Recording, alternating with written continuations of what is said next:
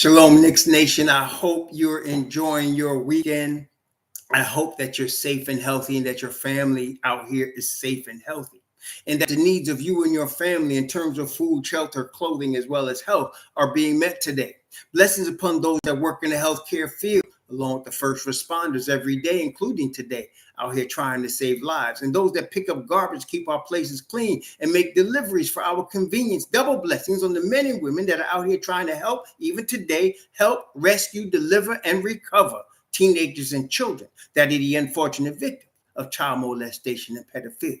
People that are also victims of prostitution and child prostitution, pornography, child pornography, human trafficking, and sex slavery. Double curses on the perpetrators, the profiteers, and all the perverts that create the demand for these heinous industries. Finally, double blessings on the homeless. Even today, there's almost 600,000 men, women, children, families, senior citizens, veterans, homeless on the street, United States of America, and millions around the world in similar or worse conditions. Blessings upon them, for theirs is the kingdom. Welcome to the chat, Lee Thomas, Amir. Welcome, Exclusive. Welcome, Michael Everhart, Malcolm, Grand Rising, Malik Shabazz, Shane Mack, Grand Rising, Donald, 140th Street, Guilford McCarver, my brother, what's good?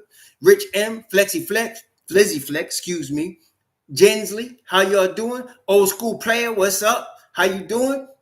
Greetings to all of you. Tomal Lucas, Andre Holmes, Diamond Holdings, my brother, Greg Weston, Flavor Frazee, Michael Drake, Jamal Slater, what's up? Visions, how you doing? Victor De La Cruz, Sho Kwan, Kelvin Nader, 787, Viz Shop, Kwame Berry, how you doing?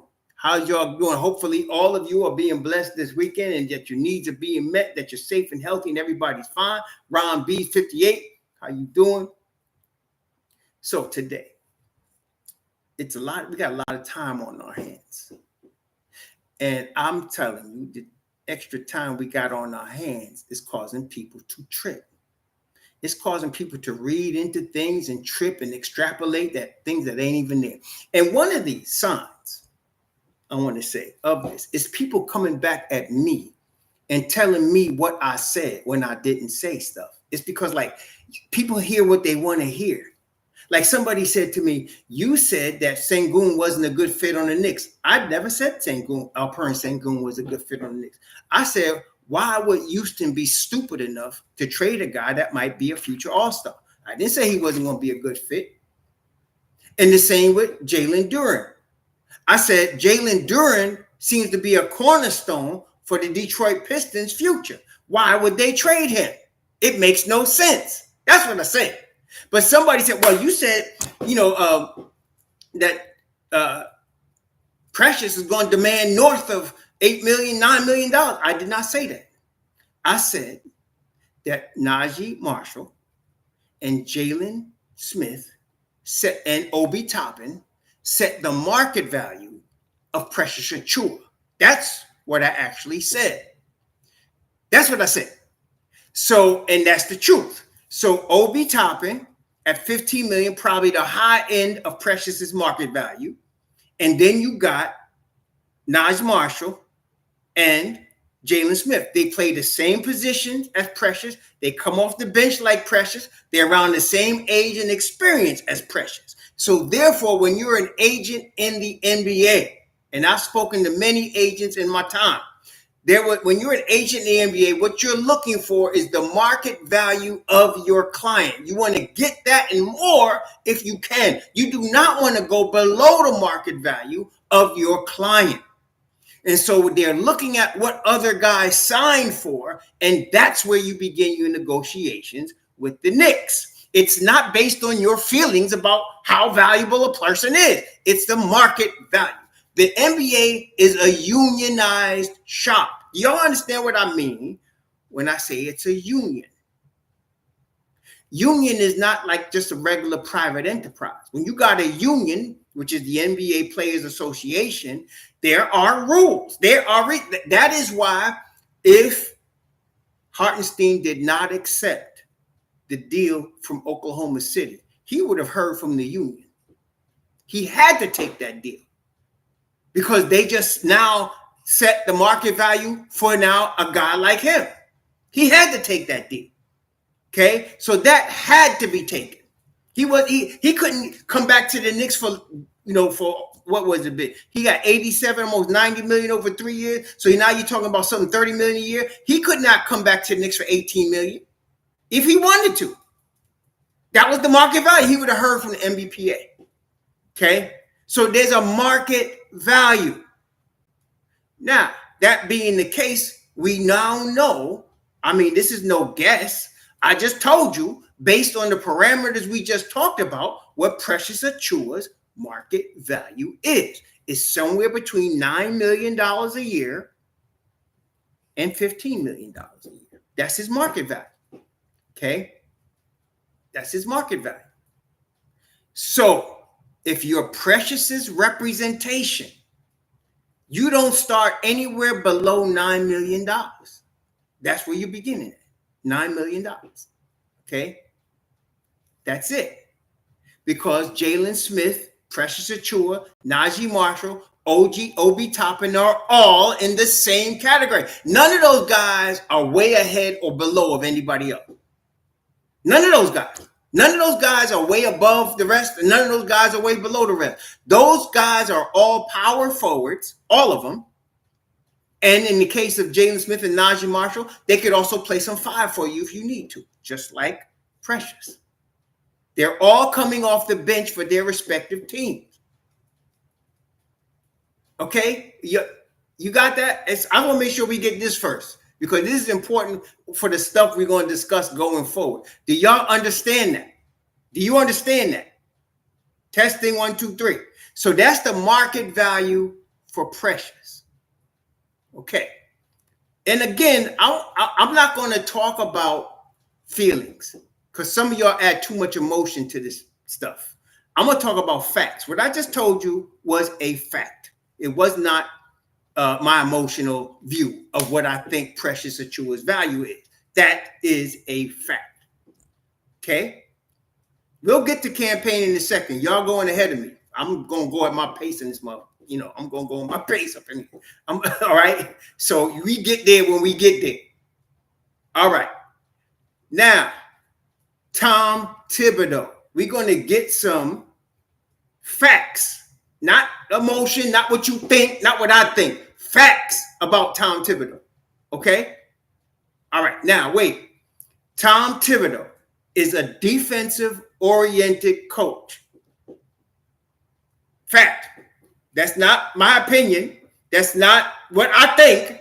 That is a fact. He's a defensive-oriented coach. Do y'all understand that? Tom Thibodeau has never been an offensive-oriented coach. He's a defensive-oriented coach. What do I mean by that? That means for Tom Thibodeau, you must play defense. And he has actually said, for him, there are a number of important defensive stats, but one of the ones he pays attention to that he has stated is the point differential. He wants to be in the top of the league in differential. That means the distance between what you give up and what you score. He thinks that's real important to him. He also thinks field goal percentage against his team is extremely important. So he needs to have team on the floor that can accomplish that at all times. That's Tom Thibodeau. Now, let me give you another factoid, because some of y'all just ignoring or purposely forgetting facts. Let's get another one. Tom Thibodeau's defense is centered on a rim protecting five. Is that a factoid or am I guessing? Tom Thibodeau's defensive schemes are centered, no pun intended, on a rim protecting five. Do we understand that? We have seen him take guys that may not have made it, like Nerlens Noel, and made them look like all NBA defenders. He has done that. But he needs a rim protecting five to start his defense off. Okay? And let me add a 1B to that. He also wants to protect the paint. He does not want people invading the paint on him, which is one of the reasons he wants a rim protecting 5. But that also precludes him having defense at the point of attack. Are you still with me? Do you understand that? These are not negotiables. These are non-negotiables. And I want to make sure y'all got that. This is non-negotiable. He needs a defensive team. He needs a rim protecting 5, and he wants point of attack defense to protect the paint. Okay, we understand that. Now, recently, let me add another factoid to the string of facts that I've just given you. Okay, y'all ready? Recently, Ian Begley said that the Knicks have checked into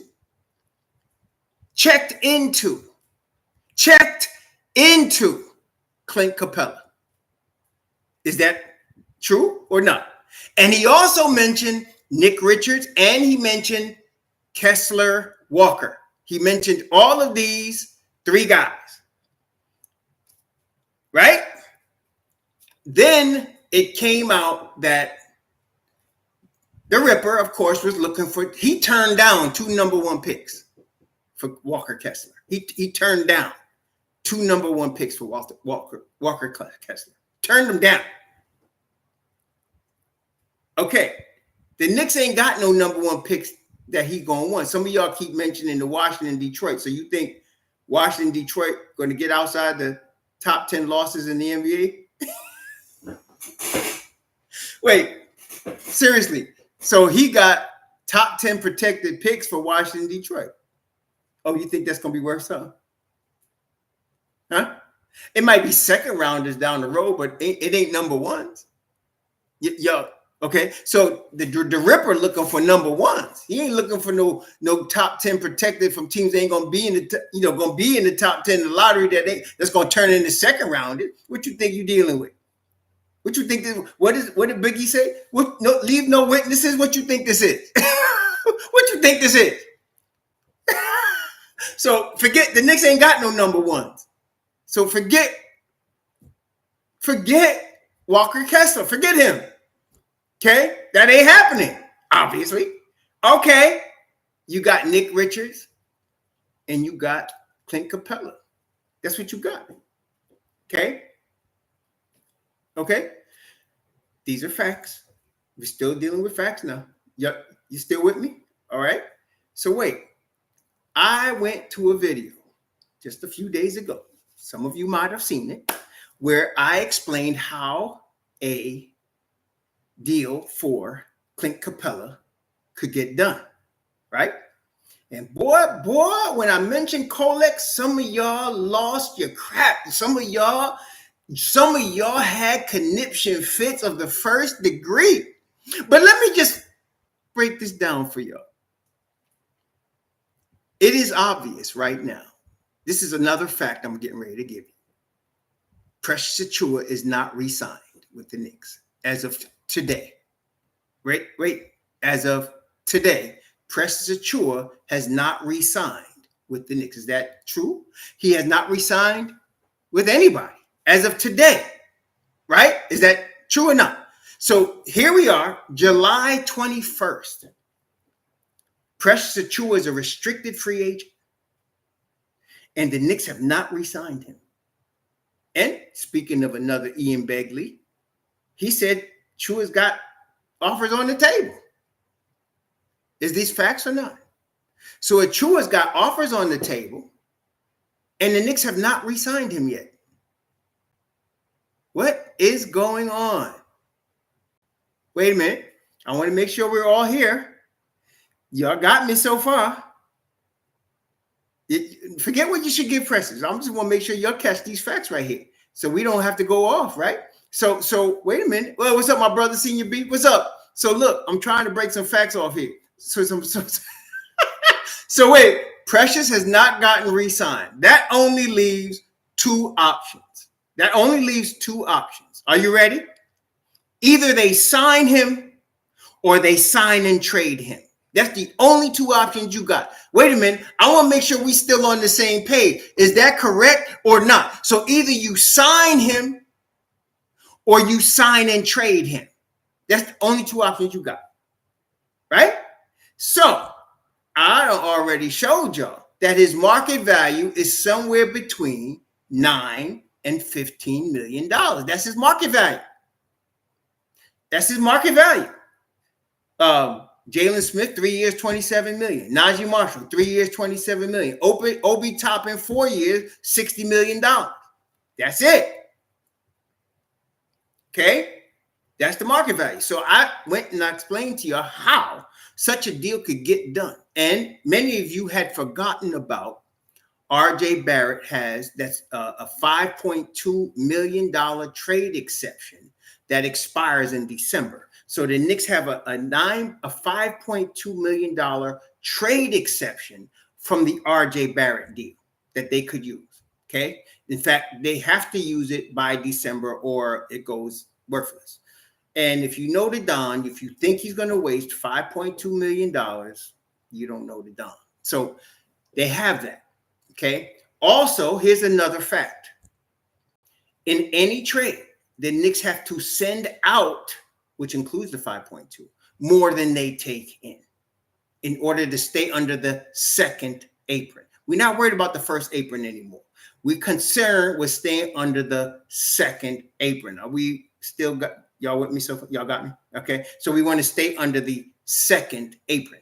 They are about $17 million approximately away from the second apron. So they want to stay under the second apron. So far, have I said anything that wasn't a fact yet? I want to make sure now, because I don't want anybody accusing me of making crap up, because people do. So I'm just saying, did I make anything up, or is everything I just told you a fact? Testing 1, 2, 3. I want to make sure, because I don't want nobody accusing me of something I said wasn't fact, right? So they have to send out more than they take in, right? Okay, fact check me now. I want to make sure, Coach Hauser, fact check me. Come on, Diamond, fact check your brother. All right, so now, wait. Okay, so now if they were to make a deal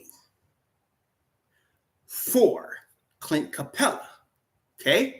Clint Capella makes, I think it's $22 million a year. I think Clint Capella is about $22 million, if I'm not mistaken. If I'm wrong, it's 23, but I'm pretty sure it's 22. I just want to make sure. Let me just get Clint Capella, 30 years old, and Clint Capella making 22.2. So let's call that 22 million. So Clint Capella making $22.2 million. Let's call it 22 million. So the Knicks would have to send out something greater than $22 million to get back Clint Capella. Now, this is where you have your calculator, okay? This is where you get your calculator. So let's say that, now listen, if they wanted to get this deal done today. Now, first of all, here's where a little bit of opinion comes in. I'm going to admit this is a little bit of opinion. I think the Atlanta Hawks would be interested in Duce McBride. What do you think? Am I wrong on that? I think the Atlanta Hawks would be very interested in Duce McBride. Well, let me give you my reasons why they would be interested in Duce McBride. You got to carry the one organic.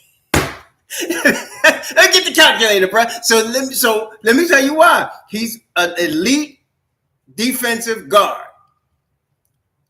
Okay, he has shot 41% from 3 this past season. He guards 94 feet. And he can play in excess of 40 minutes and do that. So I think they'd be interested. And he signed for the next 3 years for $13 million. So I think they would be interested in Duce McBride. Okay? So let's add his. That's $4.7 million. That's $4.7 million. Let's add in the RJ Barrett $5.2 million trade exception. That gets you to about $10 million, 9.9 to be exact. That gets you to about $10 million. So you are now you put, let's say Precious, about $11 million. 3-year deal, $33 million. Okay, I think we could do that. So now you got $20.9 million. So now you're there. I mean, you could throw in Sims, right? You could throw in Sims, $2 million, right? And that's done. You could do that. You don't have to wait. You could do that today. Testing 1, 2, 3. I want to make sure. Wait a minute. I'm just trying to tell you that could be done now. Am I right? Am I right or wrong? They could do that. You add in Sims. Now you got 22.9 million, almost 23 million. You need back. You sending back 22. Good. You good. Am I right? Is that everybody with me so far? Testing 1, 2, 3. I want to make sure y'all with me because I don't want to be fantasizing on y'all. Some of y'all be fantasizing with, never mind. Let me just, anyway. Yeah. So we good, right? Okay, cool. All right. So now that could get done today, not tomorrow. That could have been done yesterday. All of that could have been done yesterday. But there's one problem. It wasn't.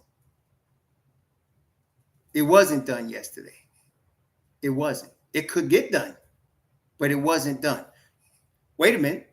Am I telling you a fact or not? That could be done today. That deal right there, nothing's stopping them from getting that deal done. Atlanta would love to have Duce McBride. And the Knicks would love to have Clint Capella. Wait. Don't get emotional. This is Duce Hive. I've kicked bros off my channel for coming in. So I'm not in favor of trading Duce, but I need to get y'all some facts so you understand where we are. Are you with me so far? Don't get emotional. Don't worry. Y'all know I ain't trading Duce, but I'm trying to bring y'all some facts here and make sure you understand. That math adds up, doesn't it? You got 4.7 for Duce, 5.2 for RJ, 11 million for Precious, and 2 million, let's say Sims. 2 million. Done. Deal done. Deal done. Everybody got that so far. No, Nick, NKNYT, y'all bought too much into what Begley said. He ain't say nothing about that rookie being no damn backup. Y'all tripping out. I listened to the article. I did. No, he didn't. So y'all read too much into it as you usually do. So let's come back again to reality and facts. Okay. So that deal can get done today. There's no need to wait. That deal could get done. Are we ready? Everybody, I want to make sure before y'all running off at the mouth with all of this fantasy, I want to make sure we got this correct.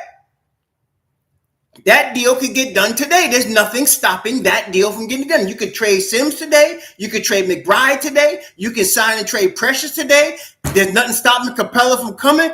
You can use the exception today. Everything could be done today. Y'all got me so far? Okay? Right? All right. So why isn't it done? How come it didn't get done yet? Well, because let's go with the possibilities. Not all of the guys I named might be in the deal. Not all of the guys I named. Maybe Duce isn't in the deal. Okay, let's say Duce isn't in the deal. What's stopping the deal from getting done? Wait, y'all listening? Stop fantasizing. Come on now. Catch up. Y'all listening? What's stopping the deal from getting done? It could get done today. It could have been done. It could have been done last week. What's stopping the deal from getting done? That means that somebody ain't in that trade that we think is in that trade. Well, Precious would be in the trade.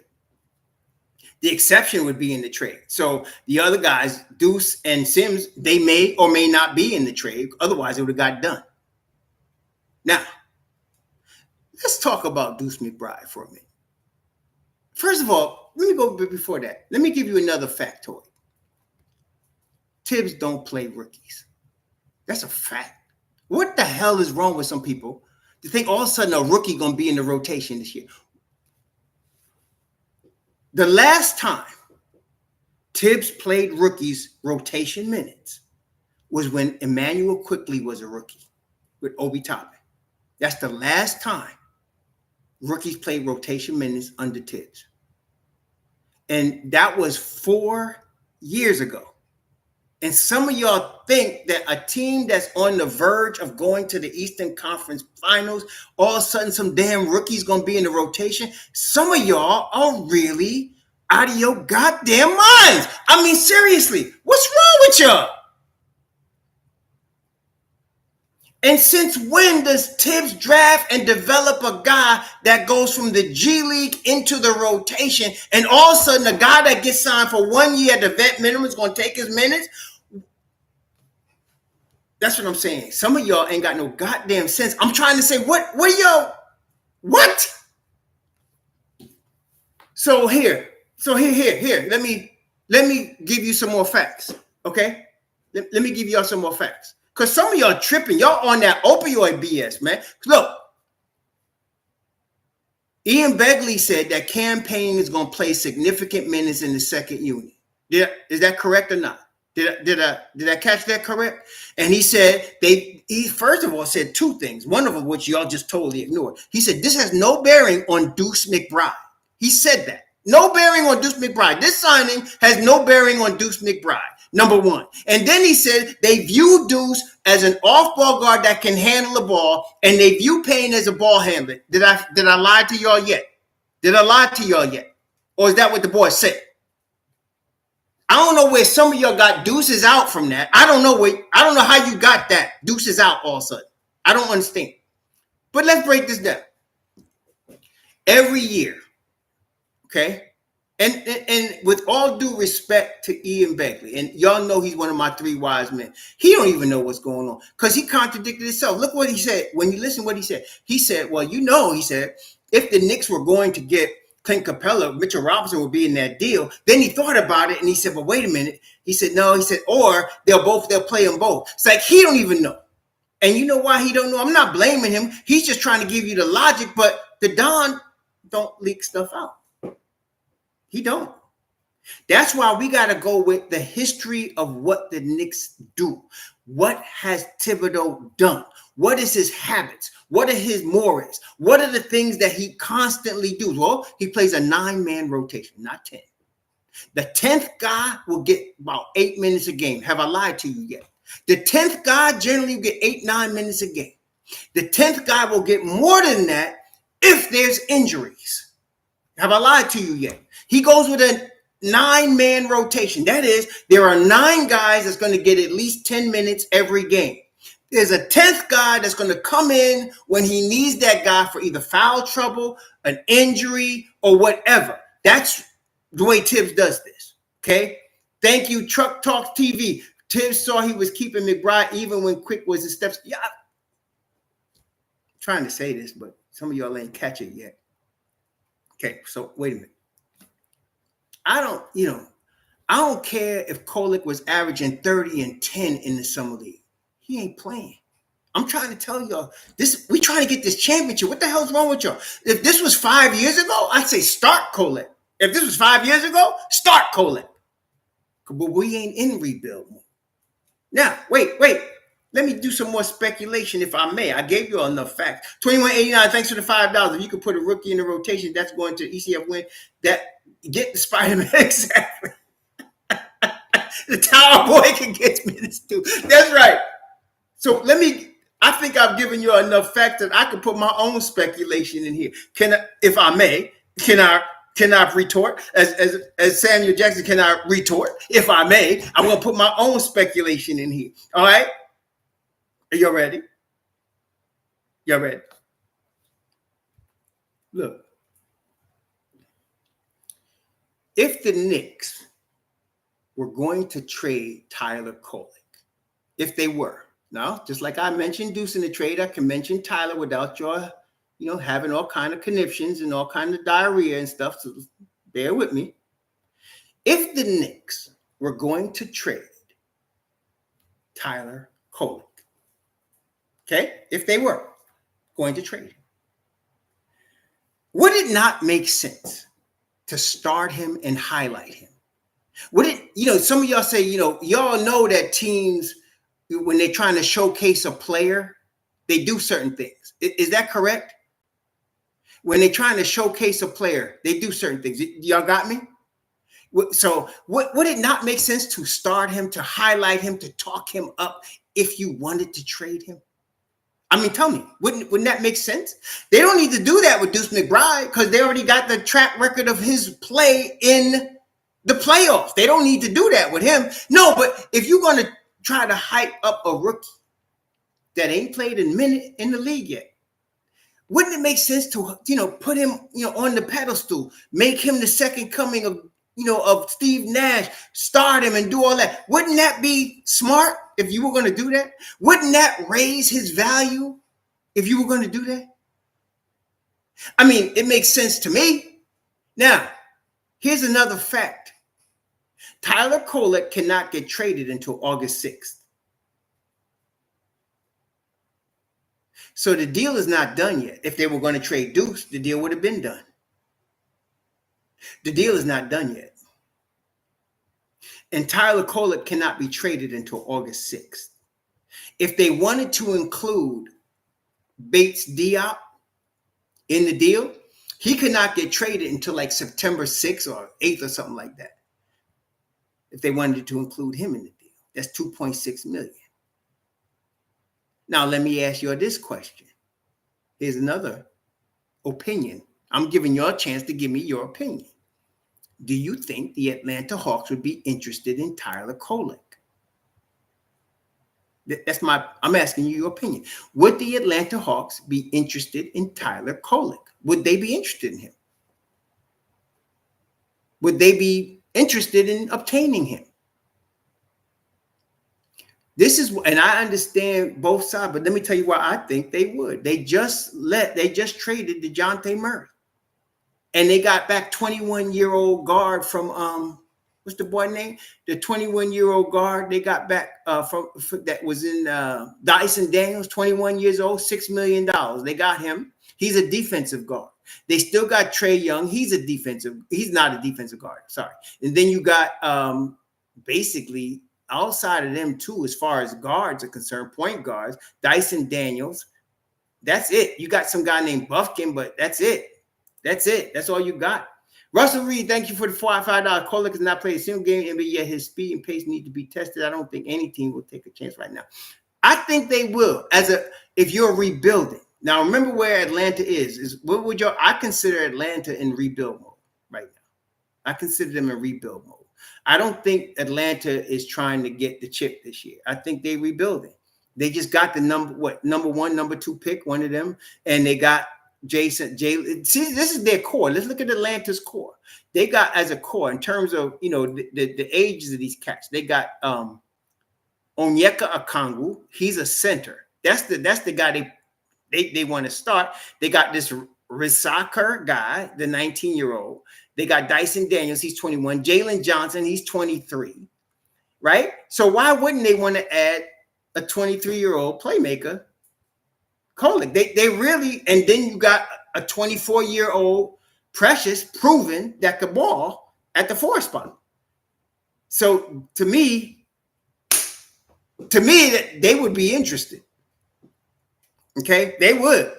So that's why I'm saying to y'all, if Duce was going to be traded, it would have been done.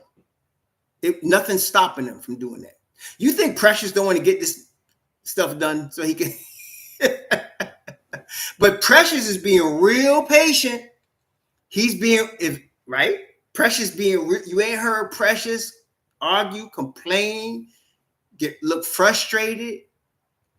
Precious quiet, right? He's quiet. So something is going on. If they were going to sign him, it would be done already. See, if they were going to sign him and keep him, that would be what's stopping them from doing that? Nothing. Nothing's stopping them from doing that. The Knicks could get that done today. They have his bird rights, so anything that was out there that he has gotten already, they could match that. And it ain't gonna be more than no 15 million. That's the 15 million is the high of his market value. He's not getting more than that. He's probably not even getting that. I think we can agree. So they are $17 million under the second apron. They could sign Precious today, and they don't have to worry about the second apron. They got it done, but they haven't. They have not. So what I'm saying to y'all is, if they really want to trade Duce McBride, that would be done already. There's nothing to stop them. That would be done. Okay? Nothing to stop them. Nothing. But if they weren't going to trade Duce McBride and they needed to try to get Clint Capella, they got some obstacles because they got to make up that money. The only 2 players they got right now that can make up that money is Tyler Kolek and Bates Diop. That's what they got. Keita Bates Diop. That's it. That's $4.6 million right there. That's 4.6 million. Okay? You get that deal done. That's it. But you can't do it today. You can't. Okay? So this talk about Duce McBride being traded is really comical to me. So wait, let me bring you something else. So you really think a guy they developed that shot 41% from three last year, one of the top perimeter defenders in the league, and definitely on the Knicks, you think that they're going to trade him with a $13 million contract locked up for the next 3 years? He's 23 years old. And you think they're going to trade him for a guy they got in the second round this year that's never played in the NBA? Seriously though, really, I'm just trying to understand the logic behind that. Where are you getting that from? Because that don't make no sense. So you think that Don is going to trade a guy that he developed and drafted and signed to $13 million for the next 3 years? He's going to trade this kid for a kid that's never played in the NBA? Why? Because you think he could pass a little bit? Come on, man. Seriously? No, wait. Nobody said he was untradeable, Peterson. Don't get carried away. What I'm saying is he's not being traded because they got Kolek. That's what I'm trying to tell you. Did y'all hear what I just said? He's not going to get traded because they just drafted Tyler Kolek. That's what I'm telling you. And that's what some of y'all are trying to imply. There's some of you fools that actually think that Kolek's going to be in the rotation. And I'm saying, what drugs are you on? No, he's not going to be in the rotation. And Duce is not going to be losing minutes to him. And no, he's not going to take Duce's minutes. And I'm wondering, where are you getting? Because he's not really a point guard. And all of a sudden that nullifies everything that he's done, everything that he is, because you don't think he's a point guard? What the hell's wrong with some of y'all? I'm wondering where you getting some of this from, man.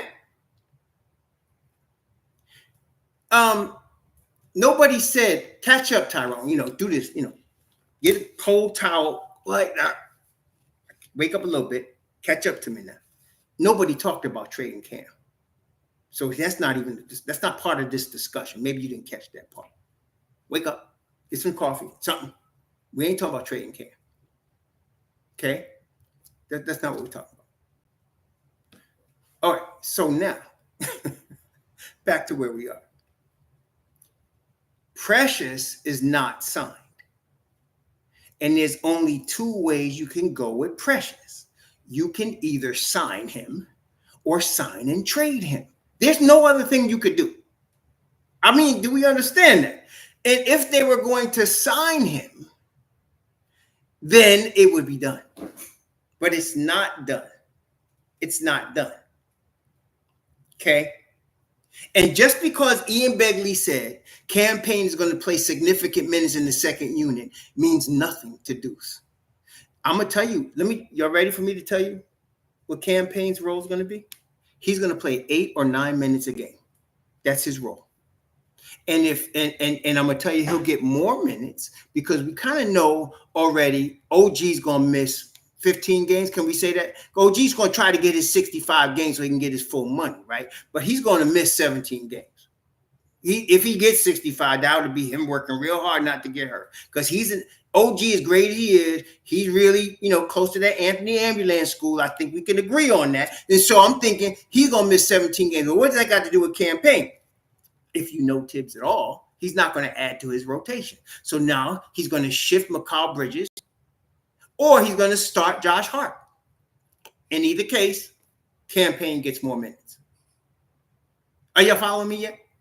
Listen, let me just show y'all something. And don't tell me you don't understand that the Knicks are not looking at this. Now, look, last year, Duce McBride, Josh Hart, Isaiah Hartenstein, Dante DiVincenzo, and Brunson played 172 minutes together. Okay? They played 172 minutes together. That's pretty good. That's a pretty good litmus test, right? Plus 31. Wait. Plus 31. Wait a minute. Last year, Duce McBride, Josh Hart, DiVincenzo, and Brunson played 315 minutes together. 315 minutes. Plus 15.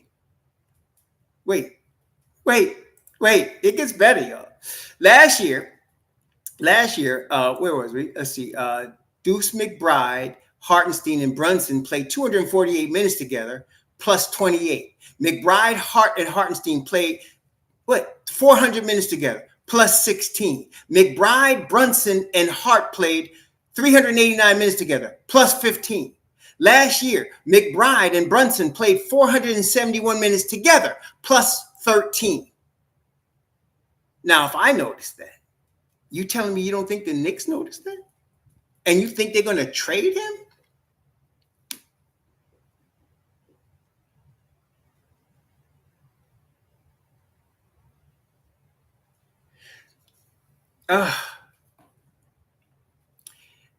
Listen. Duce McBride has surgery on his baby pinky toe. Wait. I want to make sure you got that. He didn't have surgery on his big toe, his middle toe. He had surgery on his baby pinky toe. And it was also reported that he will resume basketball activities this summer. That's before training camp, this summer. So we're not worried about him missing time. Not only that, Duce is tough as nails, man. We don't even know like how long his toe was bothering him. It could have been bothering him a long time. We didn't even know. Because the dude is tough as nails. He's Thibs. That's Thibs dude right there. So, yeah. And I just, listen, this is from last year now. I was trying to tell y'all, some of y'all. So Duce and Brunson, now that's the main thing. Duce and Brunson, 472 minutes plus 13. I mean, Duce, Brunson, and Hart, 389 minutes plus 15. And y'all think they're going to move this guy. Duce, Hart, Hartenstein, DiVincenzo, plus 15. And y'all think they're going to move this guy. Y'all really think they're that stupid. And they got him on a $13 million contract. No, wait now. I'm trying to give y'all some facts. And y'all got to respond to me with some facts. Where's the facts against that? How you going to tell me? And all of a sudden now, because Cameron Payne was not signed to a multi-year contract. Cameron Payne was signed to a 1-year vet minimum contract. So wait, do you think that they have long-term plans for Cam Payne? Testing. Wait. Do y'all think that they got long-term plans for Cameron Payne signed to a 1-year contract at the vet minimum? They got long-term plans, definitely got long-term plans for him, don't they? He is definitely part of their long-term future. He must be, because they signed him to a 1-year deal at the vet minimum.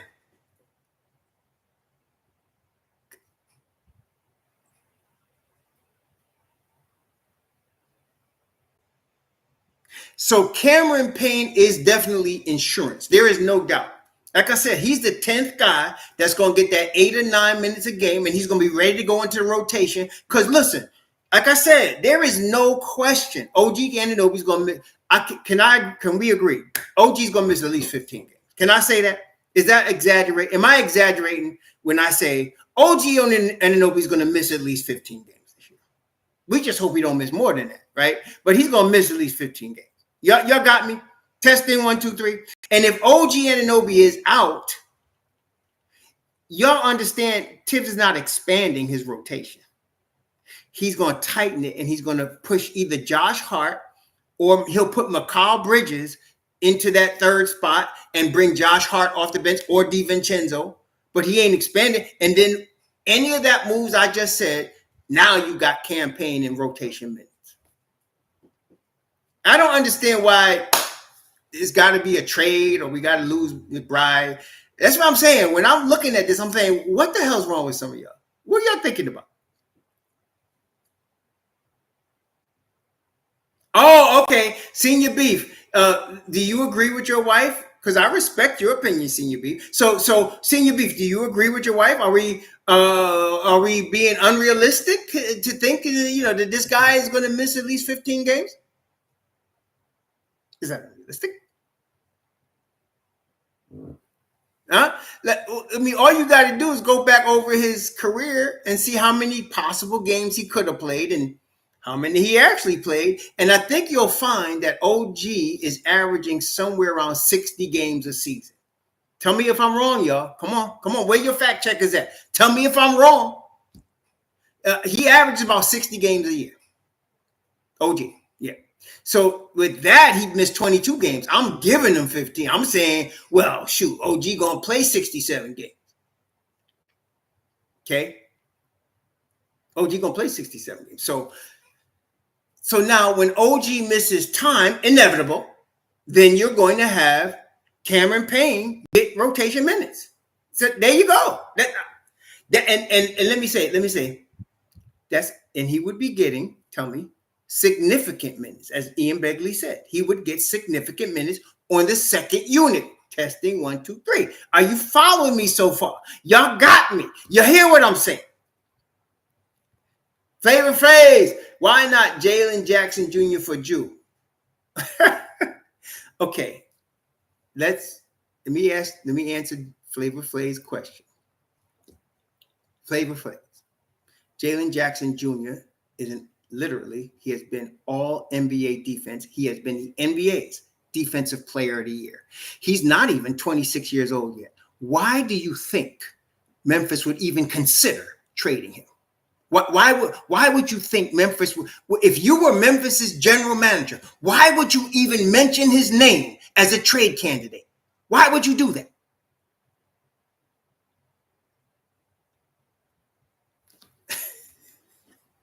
He's a former defensive player of the year.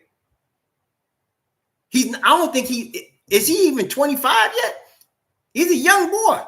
I mean, we're talking about a young boy, right? I mean, right? Is he even 25, that kid yet? He's a young boy. That means he's got upside. Why would you even mention him in the trade if you are Memphis? Why would you do that? Look, let me see how old this young man is. 1999. How old that? He's gonna be 20. He's gonna be 25 in September. He's gonna be 25, and he's 24 years old. So that's why I laugh at some of the things you'll be bringing up. Would you please consider why the hell would Houston trade Alperen Sengun? Why would they do that? He's got all-star potential. Jalen Duren, I think, has all-star potential. Triple J already been defensive player of the year. Why would they even consider trading him? Why would it even be a conversation they would have?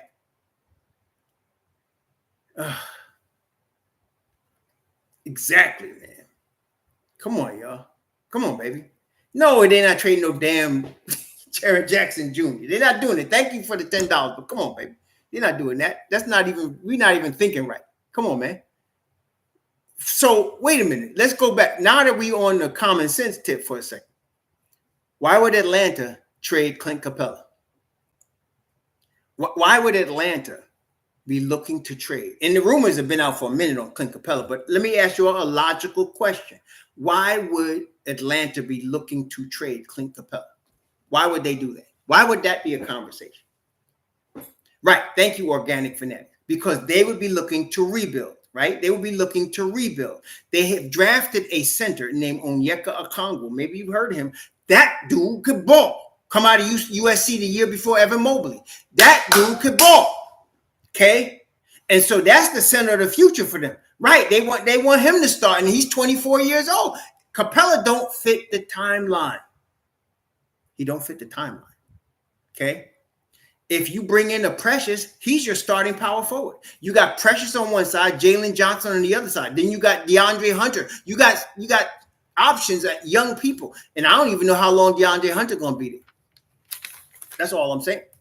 That's right. Capella fits what we're trying to do at 30 years old, because you can have him and Mitch Rob both start at different times. They can either come off the bench at different times. That's no problem. And he's only signed to 1 year. He got 1 year. He's expiring. So that's $22 million off the books next year. And you're going to need that money. So that's what I'm saying. You know, whatever, you know what I'm saying? But you could start Capella. You could start Mitch. All I'm saying is you have that. That fits, right? That fits. Y'all got me. So that makes sense if you're talking about Clint Capella. That makes sense. I don't understand the Walker Kessler rumors. I don't understand that because I'm like, why would you do that? He's a young dude. He's a future, piece. The Ainge ain't stupid. He gonna make you pay if you want that. Everybody's for sale, but the price is very high for Walker Kessler because he is the future at the 5 for them. Okay, Nick Richards, I can half understand. I don't know why Charlotte wouldn't want to trade Nick Richards unless, I'm not sure. Because to me, Precious would be a really good replacement for Nick Richards, 24 years old, and he could play the 4 or the 5. But I do know that Charlotte, just signed a 3-year, $75 million deal for the wife beater. So, that maybe that's what it is too. So that's a lot of money they put into Bridges. That is the other Bridges, Miles Bridges. Yeah, and Charlotte could use. Sure, they can. Sure, but I don't know what's holding that deal up. I don't. That one I don't understand either. That could get done. But the key things I wanted to bring out today is if Duce was going to be traded, it already happened. It's not something they got to wait for. So therefore, he's not being traded. Because they could get that done yesterday. They could have got that done July 1st. They could have got that done anytime. Duce McBride, that could have been traded. Second, Ian Begley said they had no appetite to trade Duce. So why are we even discussing that? Third, if they were going to trade Tyler Kolek, it would make sense to do exactly what they're doing. Highlighting him, putting him out there to start, playing him a lot of minutes in the summer league. That would make perfect sense. He can be traded after August 6th. Why wouldn't they do that?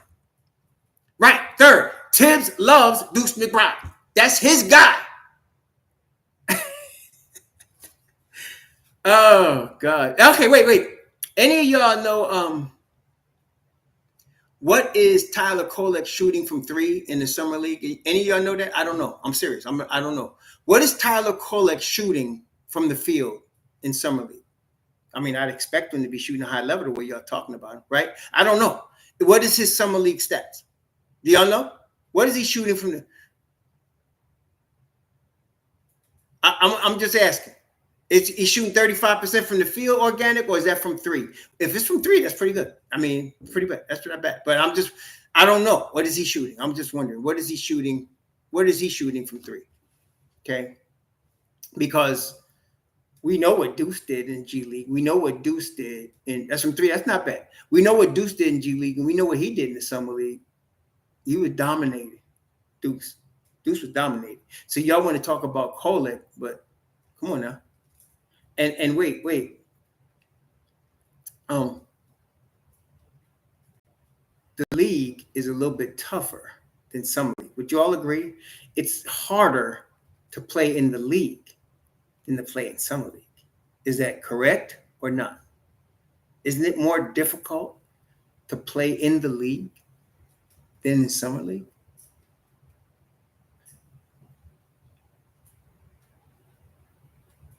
I mean, come on. All right. So, anyway, I'm just saying, I don't think Duce is going anywhere. I think if there's a trade candidate, it's Tyler Kolek. I think that Charlotte would be able to use him. Atlanta would be able to use him. I think those two teams would be ready to use him. As a matter of fact, I mean, I think any player that signed a free agent deal can't be traded until December.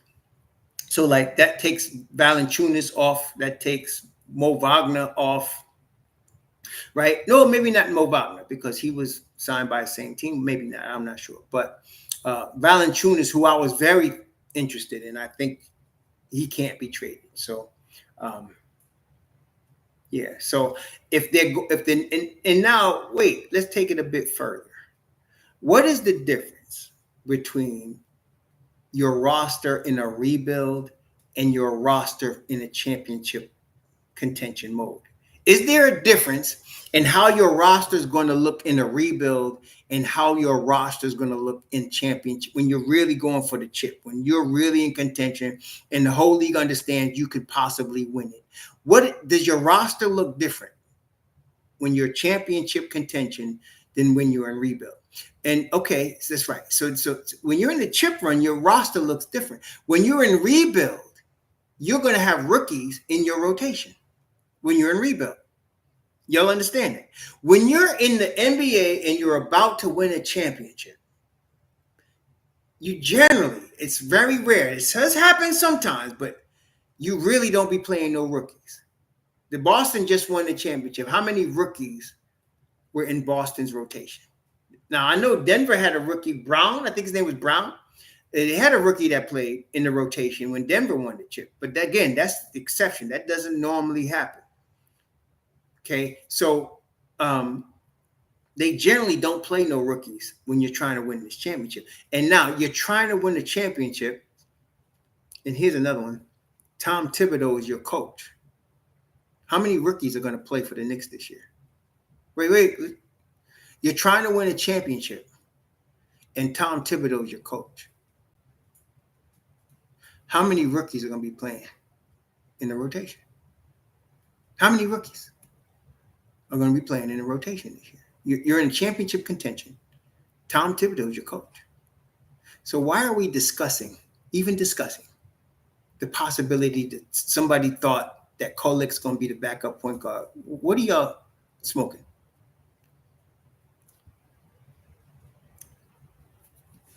Okay, come on, man. Shoot. I'm just trying to talk sense to y'all. That's all. I'm trying to talk sense here. That's all I'm doing. I started the program today, and some of y'all was here. I raised nothing but facts for like the first 10, 15 minutes, right? Am I right? Am I lying to y'all? And I raised nothing but facts. And we came through at the end, and I'm telling y'all. So this is the conclusion. If the Knicks were going to trade Duce McBride, that could be done already. That would have been done. They wouldn't be waiting for that. Okay? They wouldn't be waiting for that. That could be done already. But they're not. So therefore, they're not. And then you add to that the fact that Ian Begley said they've already said they're not interested in including Duce in the trade. So we can take that off the table. That's not something we need to worry about. Okay? That's what I'm saying. It's crazy, Jabroni. 2189, thanks for chip build is about ready to play. Rebuild is about who can. 2189. Let me read this. Chip build is about ready to play. Rebuild is about who can play. You're getting NBA journeymen who stay healthy and fit the system, pushing the needle. I love that one. I'm stealing that, 2189. Chip build is about ready to play. Rebuild is about who can play. There you go. See, let me use IQ as an example. Some of us, including myself, thought that when Thibs was playing Emmanuel quickly as a rookie, that he could be the heir apparent point guard we were looking for. Now, some of us didn't like his game, thought he shot too much and whatever. But for him to got all those minutes, and then that following summer, you remember the rookie year, there was COVID. So there was no summer league the rookie year for Obi and Emmanuel quickly. The next summer, they got Duce, and Emmanuel quickly dominated. I mean, he completely dominated the summer league. He was talking so much, man. He said, none of y'all out here can guard me. Some of y'all remember that? He was out here in the foul line saying, none of y'all out here can guard me. In the summer league, he was completely dominating the summer league. Like it was beneath him. It was like a man among boys. Okay, Obi also. Okay, so I thought that there was a possibility based on that. And even though I favored Duce McBride, I even admitted, you know what? I think they should just give the keys to Quick and let him roll, man. You see how Toronto did it already. Toronto did it already. Toronto did it already. Toronto then gave him $175 million. So they handed him the keys. I thought the Knicks were going to do that. I didn't even want Brunson. I'm being honest. I thought just hand the keys to IQ and let's roll with this thing. Let's just give him his money and let him start. I think he would have taken less money from the Knicks than he ended up signing for in Toronto if they'd have started him. But apparently my point in bringing that up is the Knicks obviously didn't think he was the starting point guard of the future. Otherwise, they would have still have him. They wanted Brunson. And now we look back, that was a smart behind move, wasn't it? Because Brunson is the guy, right? So, but at the time, we didn't know that. But the Knicks made that decision. So That was a rookie that played. Now you're in championship contention. Ain't no rookie playing. Ain't no rookie playing. They got their team, and they brought in campaign. He is insurance. He's the guy that you're going to need. Because look, it's an 82 game season. Brunson's probably going to miss between 7 and 10 games. Can we agree on that? It's an 82 game season. Brunson will probably miss between 7 to 10 games. That's just normal, right? Very few players play 82 games. Mikal Bridges is an exception, right? He plays 82 games. But other than that, 72 is about what you get for most of these guys. 72. So now you got OG missing 15 games. You got Brunson gonna miss 10. Let's give him 7. So that's 22 games. Now you're gonna need a campaign. You're gonna need a campaign to run. You're gonna need him to run. You're gonna need a guy that can step in and be ready. That's Cameron Payne. There you go. That's all I'm saying. It ain't got nothing to do with Duce. Duce is gonna do what he been doing. Whatever minutes Brunson plays, minus 48, Duce is get. Plus, Duce gonna get off-ball minutes. That's where your campaign's gonna come in. He gonna get off-ball minutes as well. Okay, so that's. I'm loving this team. I'm really loving this team. And some of y'all, I've had people give me comments. I don't know why we don't want no Clint Capella. I don't know what's wrong with y'all. Clint Capella in 2021 led the NBA in rebounding. Wait. He led the NBA in rebounding in 2021. That wasn't ancient history, 2021. So wait, he's a rim protecting rebounder. What coach would really like a rim protecting rebounder? Think about this. It's a hard one. What coach in the league would really favor a rim protecting rebounder?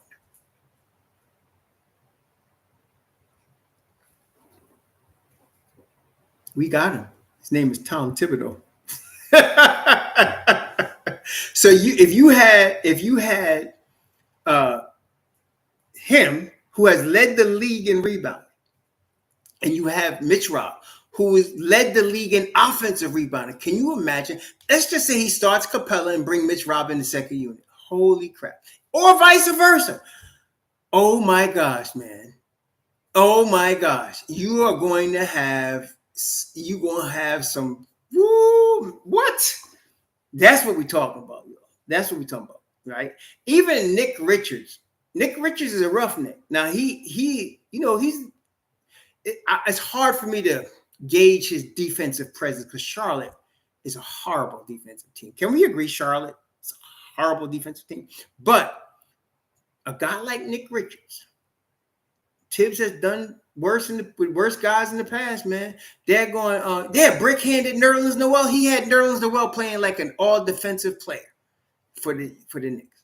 That's what I'm saying. So that's why I put the video out there because I'm actually hoping this gets done. Yeah, Charlotte's just bad, but defensively, man, yeah, I don't know. So that's their problem, right?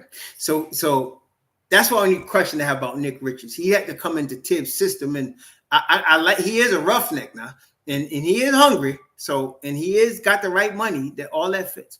So we'd have to see, but.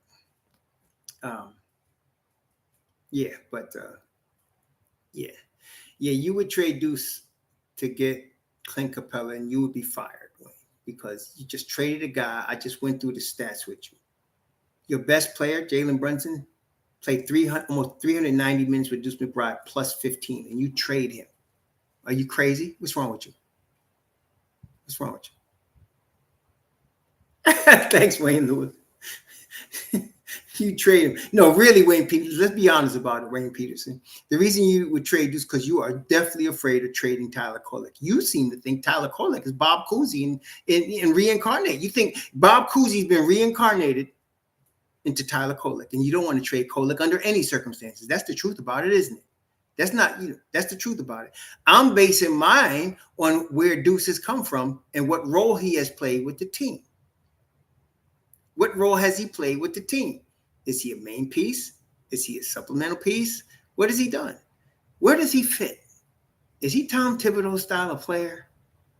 Has he shown that?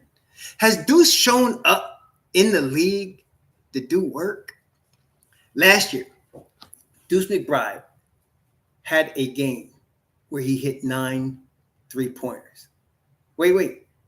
Do y'all know that? Last year, Duce McBride played an NBA game where he hit 9 3-pointers. Last year, when they were playing with 6 or 7 guys, Duce McBride had a game where he scored 29 points. Huh? And y'all want to trade him? No, Peterson, are you serious? You can't be serious. You can't be. You can't be really serious about that. You can't be. You really can't be. Okay. And let me explain something to you.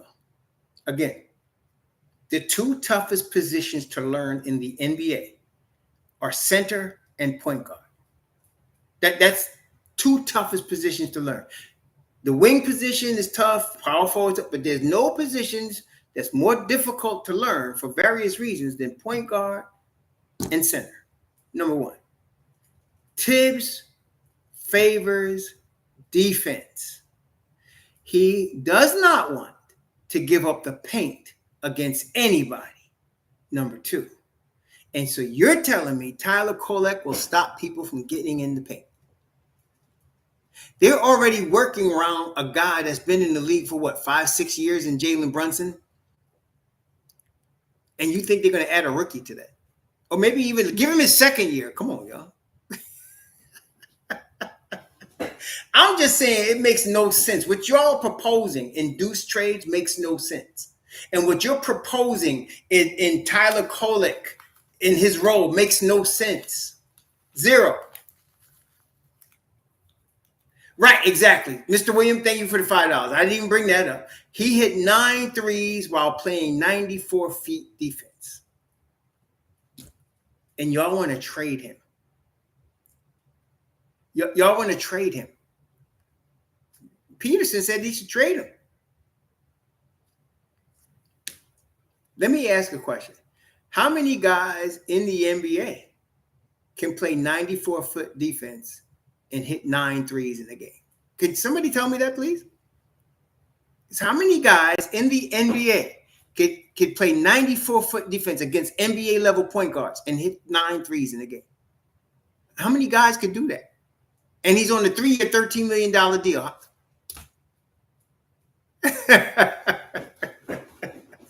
Let me ask you, seriously, can Tyler Kolek do that? Can Tyler Kolek do that? Can he play 94 feet defense on the NBA's best point guard and hit 9 threes in the game? Can he do that? Has he done that in Summer League? Duce had a 40-point game in G League, and he was playing 94-foot defense the whole game. Wait. Can Tyler Kolek do that? Duce scored 40 points at Westchester, playing defense 94 feet the whole game. And y'all want to trade him for Tyler Kolek. No, I'm just trying to understand this logic. Come on, y'all. Help me out here. Can Tyler Kolek do that? Can he play 94-foot defense in the G League?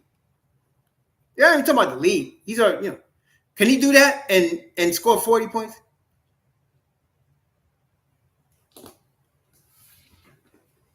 Come on, man. Y'all got to be real with me a little bit. A little bit. Come on, man. Exactly. And some knucklehead mentioned to me, well, he could stay in front of TJ McConnell. TJ McConnell is a very difficult guard. And Duce can never guard him. Everybody got a guy like that. Like I said, I'll never forget Rod Strickland had his way with Michael Jordan every time they played. Michael Jordan could not guard Rod Strickland. He could not. Everybody got their Achilles heel, man. Everybody does. And so for Duce, it's TJ McConnell. But Duce locked up Stephen Curry. Duce locked up Stephen Curry. Locked him up.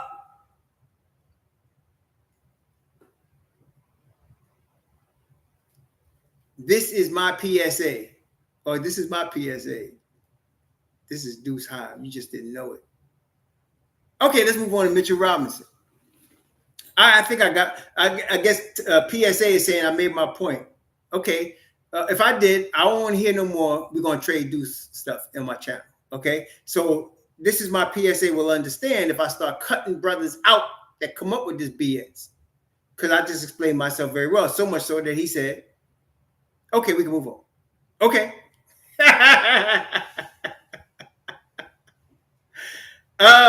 No, Duce played Stephen Curry, Maxey, Harden. He has guarded everybody in the league. He has. So I don't understand this Tyler Kolek hype. I really don't. I'm like, who the hell he guard? Can he guard anybody? Yeah, SGA. Duce has guarded SGA. I mean, lock dudes up, man. Derek White, Jrue Holiday, Dame Dollar. Ain't none of them guys. Come on, baby. We in the league, man. Come on, baby. We in the league, man. Put Duce on Donovan Mitchell. He could guard him. Garland don't want to see no parts of Duce McBride. None. Zero. Okay, come on. And y'all talking about trading Duce to get, come on. Because Tyler Kolek played Summer League. Now you understand where I'm coming from. I just want, and PSA, he brought a point. Okay, we can move on, but I just want to make sure y'all understand. Now, Mitchell Robinson. First, Mitchell Robinson, can I say this? But, I want to make sure I'm stating facts. Mitchell Robinson is the longest tenured New York Knick. Is that correct? The Knicks drafted him in the second round, and he's been on the Knicks longer than anybody that's on the roster. Is that correct? Did I lie to you, or is that true? Mitchell Robinson is the longest tenured New York Knick. Okay. Mitchell Robinson is 26 years old. Won't be 27 until next spring. Is that correct? He's not even in his prime yet. 26 years old. Mitchell Robinson is 26 years old. Is that correct? When the Knicks had the gentleman's sweep of the Cleveland Cavaliers, can I say that Mitchell Robinson played a major role in disrupting Cleveland in that gentleman's sweep? Is that correct? Did I make that argument? Is that did Mitchell Robinson play y'all remember the 5 game, they call that a gentleman's sweep when you win 4 games to 1. And against Cleveland, who had just got Donovan Mitchell, had Evan Mobley, had Jarrett Allen, Mitchell Robinson dismantled Cleveland. Okay, so now you have a guy, your longest tenured Knick, has not come in his prime yet. Yes, he is in the ambulance school. I will give you that. So, and the Knicks understand that. So we're going to know, we're just going to figure Mitch Rob's going to be good for 52 games because they said you're going to need a guy for about 30 games. So Mitch Rob's going to be good for 52 games. That's as a starter. If you bring a starter in here, he can play the whole season, Mitch Rob. Okay, because then he won't be playing but 20 minutes a game. Fine, that'd be good. Okay, so we good. So why would you trade him? And you got him for $14 million a year. Why would you trade him? Who's out there that you're going to trade him for? Who is out here that you're going to get that? And let me add another factoid, and I'm going to be conservative. Mitchell Robinson is one of the top 5 offensive rebounders in all of the NBA. Is that correct? And I'm being conservative because I think he's even higher than that. But let's just say he's one of the top 5 offensive rebounders in the NBA. He's 26 years old. He's the longest tenured Knick. He helped you dismantle the Cleveland Cavaliers in the first round. And some people think he's going to be traded. Does that make any sense?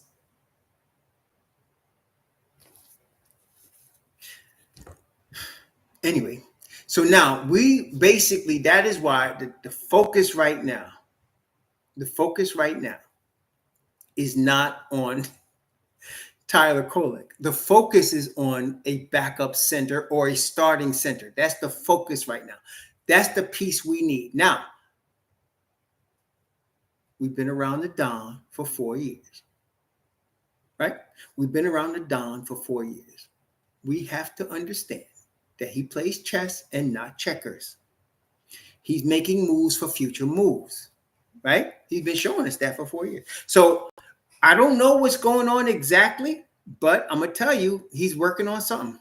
Can we agree? He's working on something now. He ain't just sitting on his thumbs. He's working on something. Okay, he is. He's working on something. I don't know what he's working on something. Okay. Kolek for Kessler, that would be fair, but who says Danny Ainge is fair? Right, Levy? You think Danny Ainge would make a fair deal? The reason Danny Ainge hasn't dealt with the Knicks right now is because the Don is not going to get taken, and Danny Ainge is a ripper. Like, he has to win the trade. He can't just have a fair trade. Danny Ainge continually has to win the trade. Therefore, we won't be doing any business with him. Okay, so anybody on the Jazz, whether it's Kessler or whoever, that's not going to happen. Okay.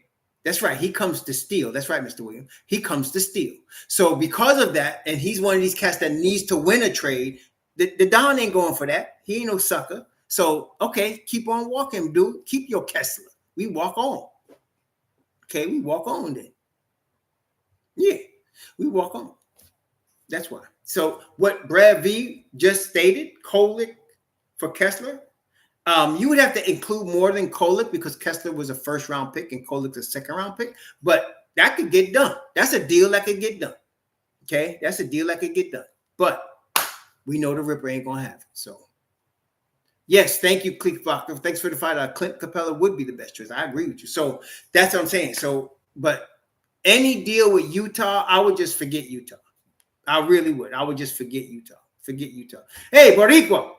Roberto Mendez, is that, wait, I'm confused. That is the Puerto Rican flag, isn't it? That's not the Dominican flag, right? Wait a minute. Roberto Mendez, wait. Is that the Puerto Rican flag or is that the Dominican flag? Hold on.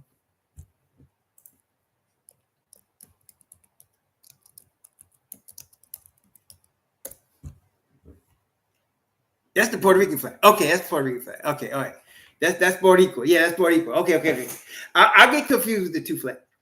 All right, man. That's Puerto Rico. My wife would like that. My wife is Puerto Rico. Anyway. Thank you. Organic would know the Dominican one.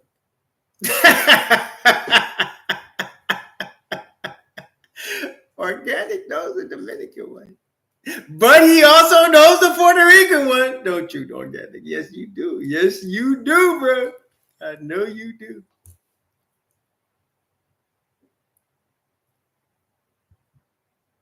Yeah, there you go. So, oh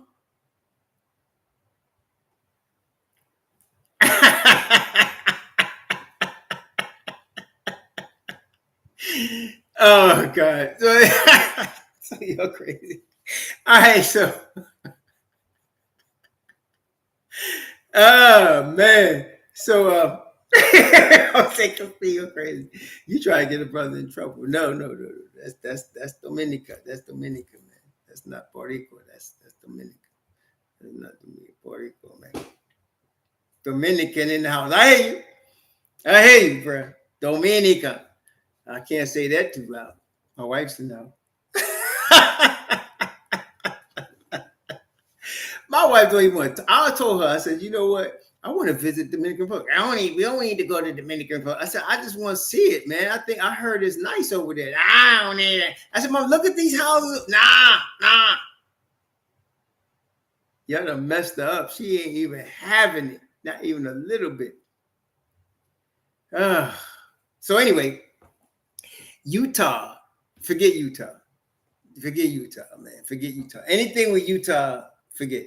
This ain't gonna happen. Okay, just don't even worry about it. Okay, so that's it. Okay, look at all.